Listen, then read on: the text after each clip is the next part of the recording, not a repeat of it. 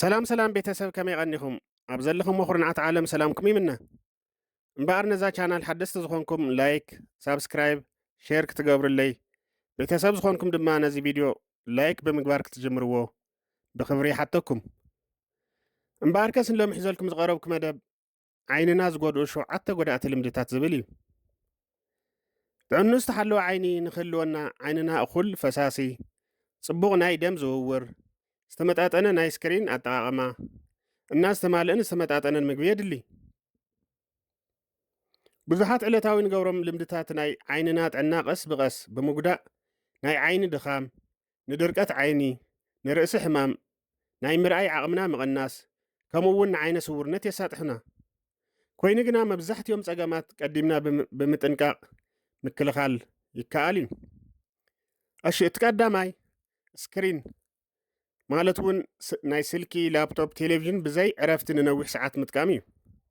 ስልኪ ላፕቶፕ ወይ ድማ ቴሌቪዥን ብዘይ ምቁራፅ ምጥቃም ናይ ዓይንና ምርግብጋብ ወይ ድማ ብሊንክ ፍጥነት ይቕንስ ዓይንና ብእኹል መጠን ተዘይተርገብጊቡ ድማ ንዓይኒ ድርቅ ምድራቕን ምቁጣዕን ምክንያት ይኸውን ብካልእ መዳይ ንነዊሕ ሰዓት ኣብ ቀረባ ዘሎ ነገር ኣተኪርካ ምርኣይ ድማ ናይ ዓይኒ ጭዋዳታት ብምድኻም ንርእሲ ሕማም የቃልዐና ብፍላይ ንህፃናትን መናእሰይን ንዲጂታል ኣይ ስትሬን እና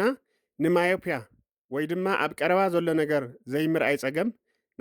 ናይ ምግላፅ ዕድሎም ይውስኽ ካልኣይ እኹል ብርሃን ኣብ ዘይብሉ ቦታ ምንባብ ወይ ድማ ስክሪን ምጥቃም ብጣዕሚ ድንዝዝ ዝበለ ብርሃን ተጠቒምካ ምንባብ ወይ ስክሪን ምጥቃም ዓይኒ ብዝለዓለ ደረጃ ይጎድእ ወይ ድማ ናይ ዓይንና ስራሕ ከቢድ ይገብሮ ከምኡ እውን ብጣዕሚ ደሚቕ ወይ ድማ ዘንፀባርቕ ብርሃን እውን ንዓይንና ምቾት የስእን ብጠቕላላ ጽቡቕ ዘይኮነ ብርሃን ናይ ዓይንና ድኻም ብምውሳኽ ናይ ምትኳር ፀገም የባእስ ናይ ነዊሕ ግዜ ናይ ዓይኒ ድኻም ድማ ንተደጋጋሚ ርእሲ ሕማም ከሳጥሕና ይኽእል ሳልሳይ ዓይኒ ብተደጋጋሚ ምሕሳይ ዓይኒ ብኢድ ምሕሳይ ብባክቴርያ ካብ ኢድና ናብ ዓይኒ ክመሓላለፍ ይገብር እዚ ድማ ናይ ዓይንና ኢንፌክሽንን ኣለርጂክን ናይ ምቅላዕ ዕድሉ ይውስኽ ፀኒሑ ድማ ደጋዊ ናይ ዓይንና ክፍሊ ወይ ድማ ኮርንያ ክጉዳእ ይኽእል ብተደጋጋሚ ዓይኒ ምሕሳይ ከም ናይ ዓይኒ ድርቀት ወይ ድማ ድራይ ኣይ እና ኬራቶ ኮነስ ዝበሃሉ ናይ ዓይኒ ፀገማት ይባእስ ራብዓይ ናይ ዓይኒ ድኻምን ናይ ዓይኒ ድርቀትን ምልክታት ሸለል ምባል ናይ ዓይኒ ምቅፃል ዓይኒ ምቕያሕ ንብዓት ምውፃእ ወይ ድማ ዓይንና ዝኾነ ነገር ዝኣተወና ዝመስል ስምዒት ናይ መጀመርያ ናይ መጠንቀቕታ ምልክታት እዮም ነዞም ምልክታት ሸለል ምባል ድማ ንዝለዓለ ናይ ዓይኒ ድርቀት ወይ ድማ ክሮኒክ ድራይ ኣይ ዲዚዝ የቃልዐና ነዊሕ ግዜ ዝፀንሕ ናይ ዓይኒ ድርቀት ድማ ናይ ምርኣይ ዓቕምናን ናይ ዓይንና ምቾትን ይጎድእ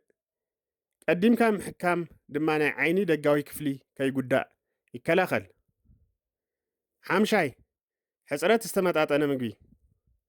ሕፅረት ናይ ቫይታሚን ኤ ኦሜጋ 3 ፋቲ ኣሲድስ ዚንክና አንቲኦክሲዳንትስ ናይ ዓይኒ ጥዕና የዳኸም ፀልማት ናይ ምርኣይ ፀገም ወይ ደሞ ናይት ብላይንድነስ ናይ ዓይኒ ድርቀትን ንረቲና ፀገምን የቃልዕ ኣትክልትን ፍራፍረን ዘይብሎም ፋስት ፉድ ወይ ደሞ ጀንክ ፉድስ ዝበዝሖ ኣመጋግባ ናይ ዓይኒ እርጋን የቀላጥፍ ሻልሻይ ኣብ ፀሓይ ብርሃን ግዜ ናይ ፀሓይ መነፅር ዘይምጥቃም ናይ ፀሓይ ጨረር ወይ ደሞ ኣልትራቫዮሌት ሬይስ ናይ ዓይኒ ኮርንያ ሌንስና ረቲና ይጎድኡ ንነዊሕ ግዜ ንፀሓይ ጨረር ምቅላዕ ንካታራክት ወይ ደሞ ናይ ዓይኒ ሞራ ብተወሳኺ እውን ንማኩላር ዲጀነሬሽን ናይ ምቅላዕ ዕድልና ይውስኽ ኣብ ደመና ዝኾነ መዓልትታት እውን እንተኾነ ዓይንና ብፀሓይ ጨረር ክጉዳእ ይኽእል ሻብዓይ መደበኛ ዝኾነ ናይ ዓይኒ ምርመራ ዘይምግባር ብዙሕ ናይ ዓይኒ ሕማማት ከም ግላውኮማ እና ዲያቤቲክ ረቲኖፓቲ ኣብ መጀመርያ ደረጃ ምንም ምልክት ኣየርእዩን ናይ ምርኣይ ምጥፋእ ምልክታት ኣብ ዝረኣየሉ ግዜ እቲ ሕማም ብጣዕሚ ፀኒሑ ክኸውን ይኽእል መደበኛ ዝኾነ ናይ ዓይኒ ምርመራ ምግባር ግን ናይ ዓይኒ ፀገማት ቀዲምካ ብምፍላይ ቀዋሚ ዝኾነ ጉድኣት ከይበፅሐና ይከላኸል ንመን ዝበለጸ የስግእ እዚ ልምዲ ዝብል ክንርኢ ከለና ንነዊሕ ሰዓት ስክሪን ዝጥቀሙ ሰባት ህፃናትን መናእሰያትን ካልእ እውን ናይ ሽኮርያ ወይ ደሞ ዲያቤቲክ ዝኾኑ ካልእ እውን ናይ ጸቕጢ ደም ወይ ደሞ ሃይፐርተንሲቭ ሕሙማት ከምኡ እውን ሲጋራ ዘጭሱ ሰባትን እኹል ድቃስ ዘይረኽቡ ሰባትን ንከምዚ ዓይነት ፀገም ብዝበለፀ ዝተቃልዑ እዮም ማለት እዩ። ዋና መልእኽቲ ናይዚ ቪድዮ እንታይ እዩ ዝብል ክንርኢ ከለና ናይ ዓይኒ ጉድኣት ቀስ ብቀስ ብሰላሕታ ዘጋጠም እዩ። ናይ ዕለት ዕለት ተግባራትና ንቐጻሊ ናይ ምርኣይ ጥዕናናን ወሰንቲ እዮም ማለት እዩ። ስለዚ ቀሊል ለውጢ ብምግባር ዓይንና ዕድመ ልክዕ ምሕላው ንኽእል ኢና። ሎሚ ትገብርዎ ናይ ዓይንኹም ጥንቃቐ ናይ ጽባሕ ዓይነ ስውርነት ይከላኸል። እምበኣር ከስ ንሎሚ ሒዘልኩም ዝመጻኹ መደብ ነዚ ይመስል። ኣብ ቀጻሊ ብኻሊእ መደብ ክሳብ ንራኸብ ወድሓንኩም።